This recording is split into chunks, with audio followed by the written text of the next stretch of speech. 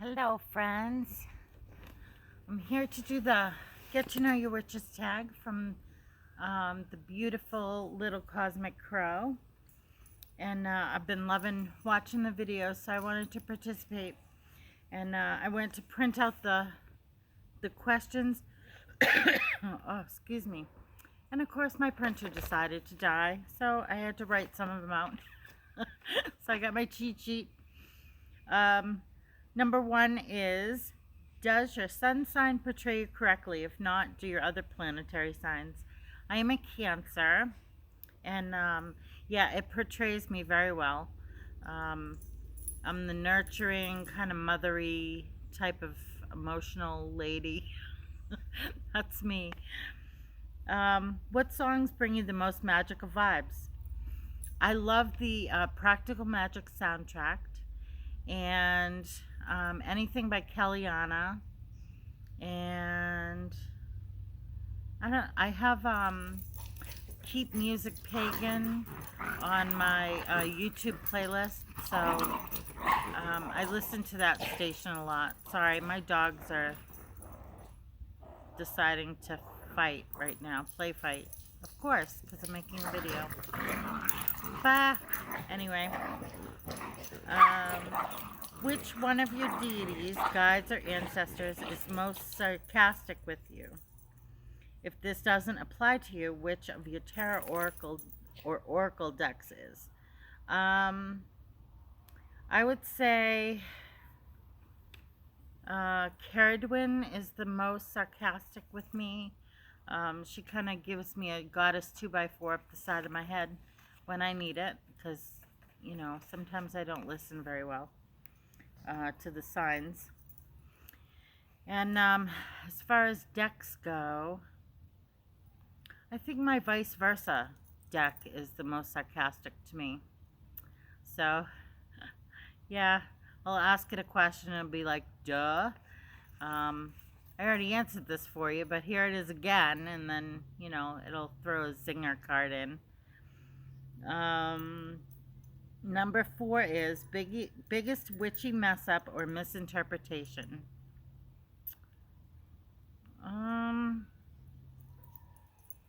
I don't know as I've had one. No, I don't think I've had one in almost 30 years of practice. I can't think of anything actually for a misinterpretation or, oh, maybe, so I was working at a retirement community and really good job. I was a bus driver for them, and I would care for the residents and take them places and things like that. And I was wishing for a vacation because I was working, 45, 50 hours a week, sometimes more than that. And I just needed some time off. And I wound up having like a stroke or something. So maybe that was like a mess up. Kind of one of those be careful what you wish for moments. Yeah, because I haven't been back to work since. That was a year and a half ago. So they're not sure what happened, but it wasn't a stroke. It's not MS. They're not sure, but I'm pretty much back to good most days. So yeah, be careful what you wish for. Number 5, would you write a book on your craft or spirituality? Why? If you already have, what were your challenges in doing so? Well, I haven't yet. I would write a book on the craft and what being a real witch means, how to incorporate your craft into your entire life, not just, during ritual and on Sabbats and Esbats and things, but even cooking in the kitchen or making medicinal tinctures and things like that. You can incorporate all of your magic into what you do every day. So that would be my book, I guess.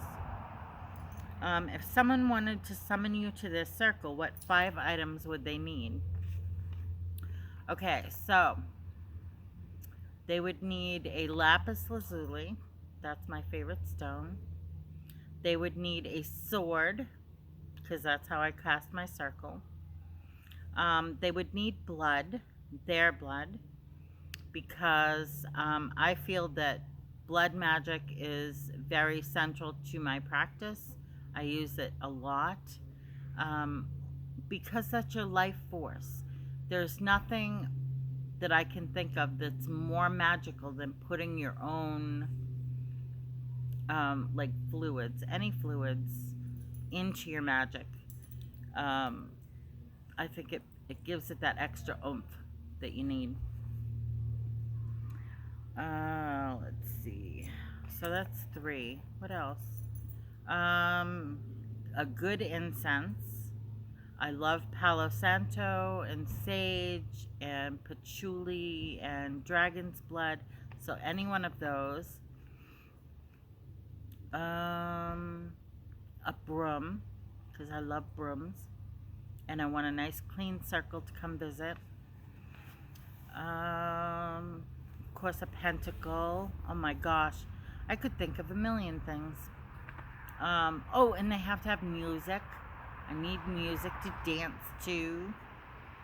And, I think that's about it. I would come visit if they had all of that and summoned me. Number 7. If you were a ghost, what place would you haunt? I would haunt a castle because I've always wanted a castle and I can't afford a castle. So when I die, I'm going to go haunt a castle so that I can be in a castle. What is the funniest way someone has reacted to finding out you are a witch? In Pittsfield, where I live, I was known as the witch bus because, I'm a witch and I was a bus driver. So all the kids would kind of get on first, especially the little ones, the kindergartners or the first graders, kind of look at me, wondering if I was gonna, turn them into a frog or something. And one little girl asked, "Do you wiggle your nose and cast spells?" And I said, "No, well, I cast spells, but I can't wiggle my nose. I can't do it." So yeah, that was pretty cute. I thought that was cute. And she used to bring me flowers all the time. Oh, I told her I loved nature and, all that stuff. So she used to grab me weeds out of her yard and bring them on the bus for me. So cute. I love the little ones. Number 9. Do you have any superstitions? I have a lot of superstitions. I knock on wood frequently. I throw salt over my shoulder. I close closet doors. Let's see, what other superstitions? Friday the 13th is my lucky day. All the crazies come out on a full moon, which is true. I worked in the psychiatric field at one of the hospitals here in New Hampshire, and there was definitely increased agitation and activity during a full moon. So, yeah, I have a lot of superstitions. If you could possess any fantasy magic, what would your power be? Um, I think to complete housework with the wave of my hand because I dislike housework. Keep a nice clean house, but I hate doing it.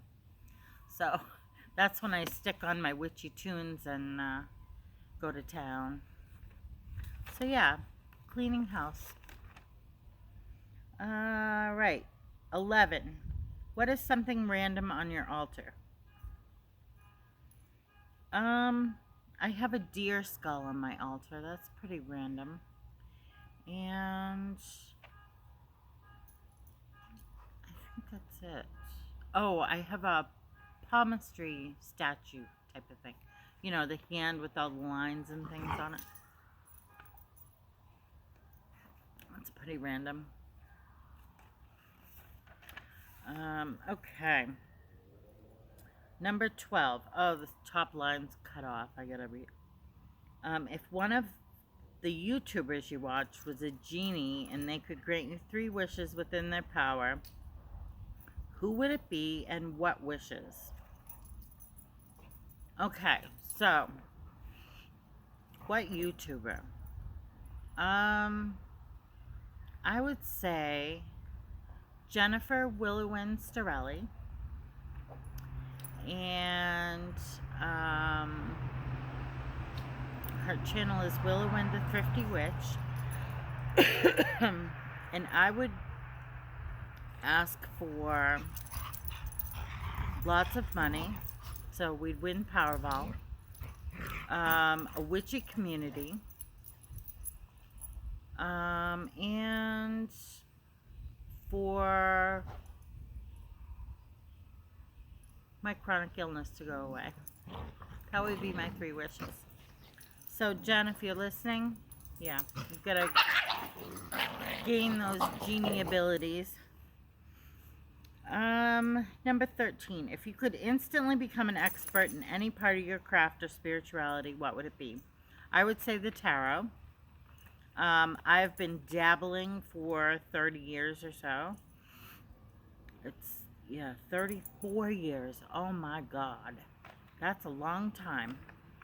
And I'm still a student. I still consider myself a student of the craft and all that it entails. Herbalism, stones, tarot, spell work. And you know, you never ever learn everything that you need to learn. So every day I try to learn something new. But yeah, that would be awesome if I could be an expert in tarot. There's so much symbolism, and you know, every deck is different. It pulls on different aspects of the symbolisms of the card. So I don't know as anybody could ever be an expert at tarot.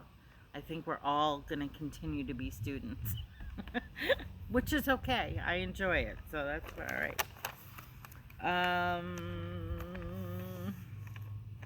Okay, number 14. When you die, what do you think will happen to you or your soul?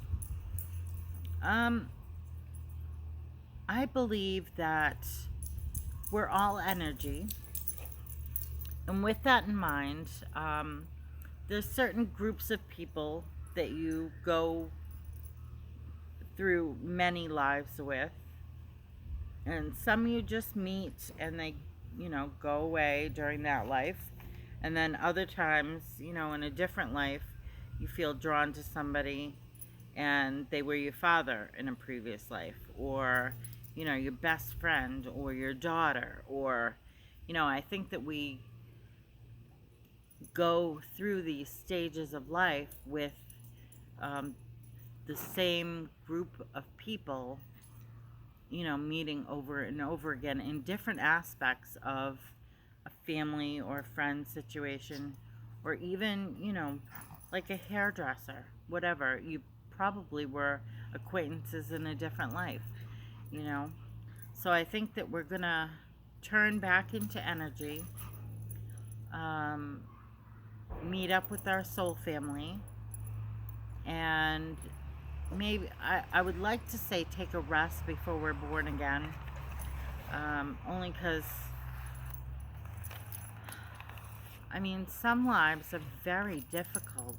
You know, I think of the struggles of a mother losing a child, or, you know, the 2-year-old diagnosed with cancer and all that entails. And I would think that in a life like that, you could say, you know, hang on a second, I don't want to go back right now. I want to take a break, regroup, and then I'll try it again for my next lesson. I think that over time, millennia maybe, we learn all that we have to learn in these lives that we go through, and then we don't have to come back. You know, we ascend. Hey, you guys! No more. They're fighting. I brought him out to play.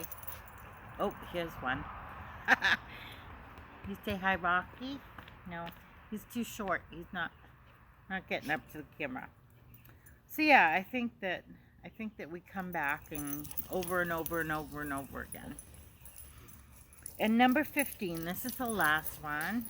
Where do you see yourself spiritually in the next 5 years? Pretty much where I am now. Just learning, celebrating the Sabbats and the Esbats, and casting spells and learning tarot and performing magics, and that's about it. Hopefully I'd like to grow my YouTube channel. That would be fun. I enjoy doing videos. I don't know what to do videos on a lot of times. Only because, you know, it's been done. It's probably been done. I've been watching YouTube and participating in the community for, oh my gosh, I don't know. I think it was 2011 that I first signed on to YouTube. So it's been a while. I'm sure anything I have to contribute's already been done. But maybe not in my way. I don't know. So if you can think of anything you want to see, I will do my best to bring that video to you. So anyway, I wanted to thank Little Cosmic Crow again. This was a good tag. Good job on your first tag. And I'll enjoy seeing everybody else's responses. So until next time, be well, and I'll see you later.